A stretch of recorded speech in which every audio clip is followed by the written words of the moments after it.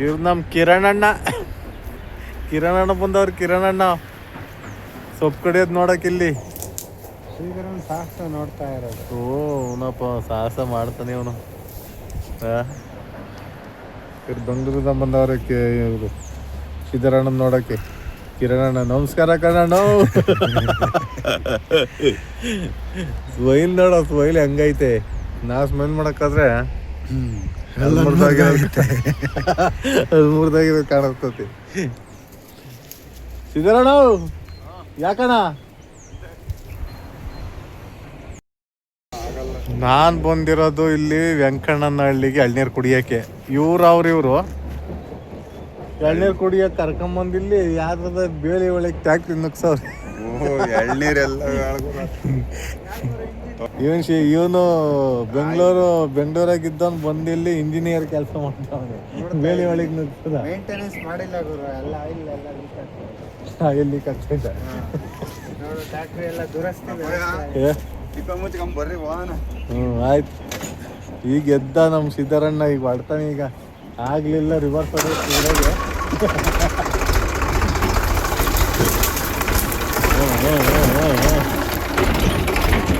ನುಗ್ಸು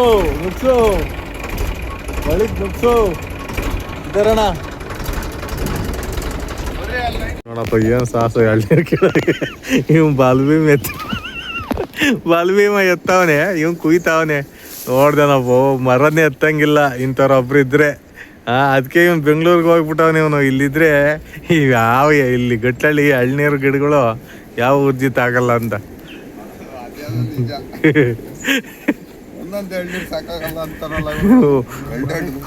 ಯಾವ ಎಲ್ಡೆಲ್ಡು ಅವ್ನು ಹೆಚ್ಚು ಕಮ್ಮಿ 20 ಕುಡಿಯೋನು 2ಕ್ಕೆ ಬಂದವನೇ ಲೆಕ್ಕ ಹಾಕು.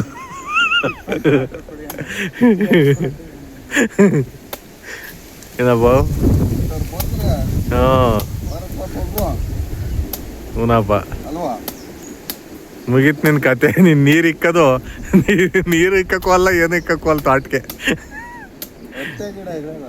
ಹ್ಞೂ, ಆರು ಮುರ್ದಾಗೆ ಮಳ್ಬಂದು. ನಮ್ಮ ಶ್ರೀಧರಣ್ಣ ಇವರು ಬಡವರ ಬಂದು. ಶ್ರೀಧರಣ್ಣ ಸ್ನೇಹಜೀವಿ. ಸ್ನೇಹಿತರಿಗೆ ಎಳ್ನೀರು ಬೇಕಾದ್ರೆ ಕೊಚ್ಚಿ ಕೊಡ್ತಾರೆ, ಅವ್ರು ಮಾತ್ರ ಕುಡಿಯಲ್ಲ. ಇವನು ನೋಡಿ, ಇವನು ಇಡ್ತಿರೋದು ಇವನು. ಅಪ್ಪ ಸ್ವಾಮಿ,